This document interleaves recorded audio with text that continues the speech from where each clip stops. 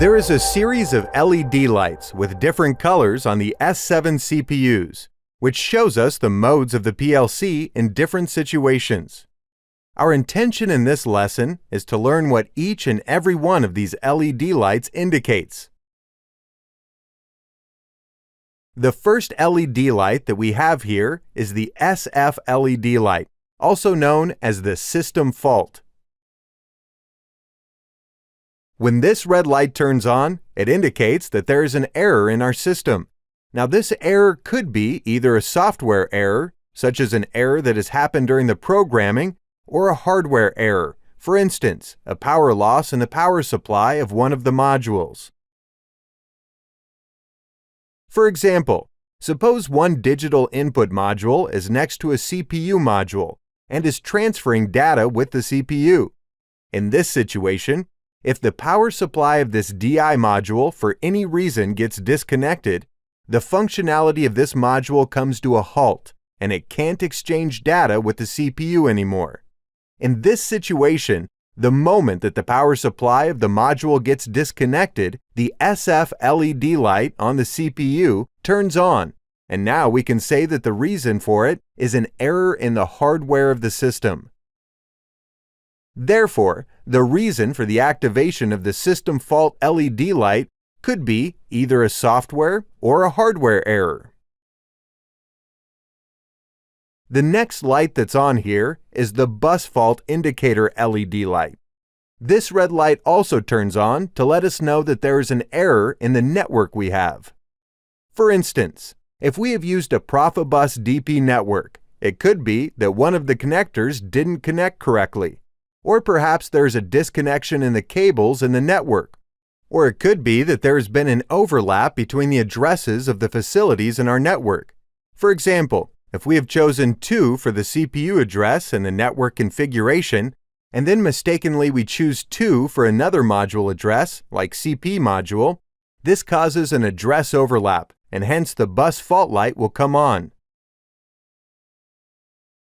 The next LED light is the maintenance light.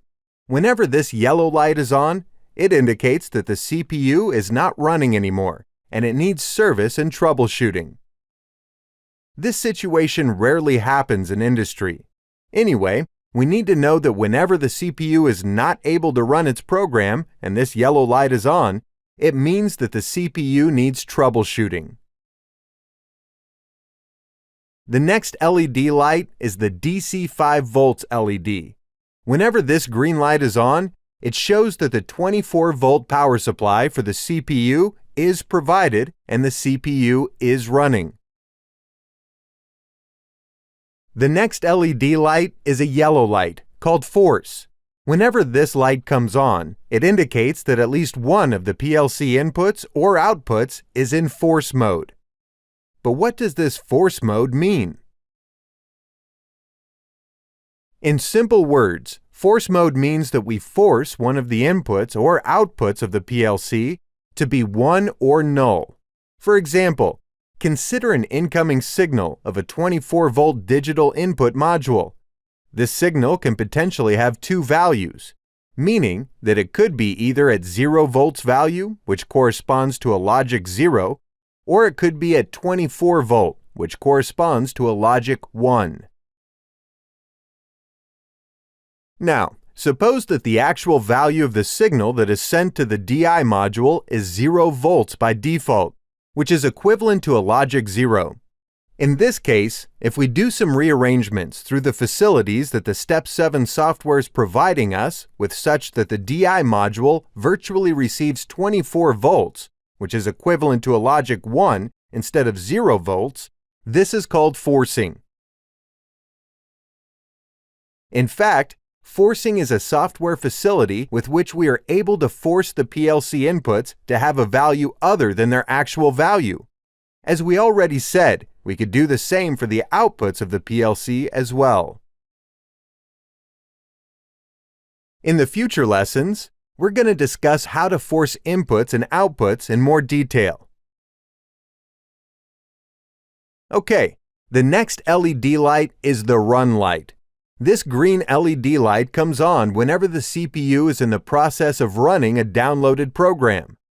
So whenever this light is on, it means that the CPU is running its programs perfectly and there's no problem in the process.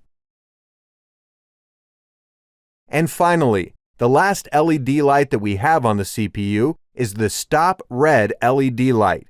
This light turns on whenever we either manually bring the CPU to a stop mode by means of a selector that's on the CPU, or due to a software or hardware error, the CPU is not able to run its program and hence it gets into a stop mode.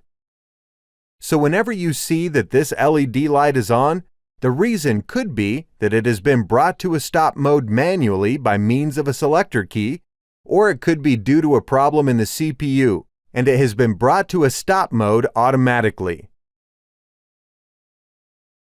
Okay, so in this lesson, we've become familiar with CPU indicators and have learned the meaning of each and every one of the LED indicator lights.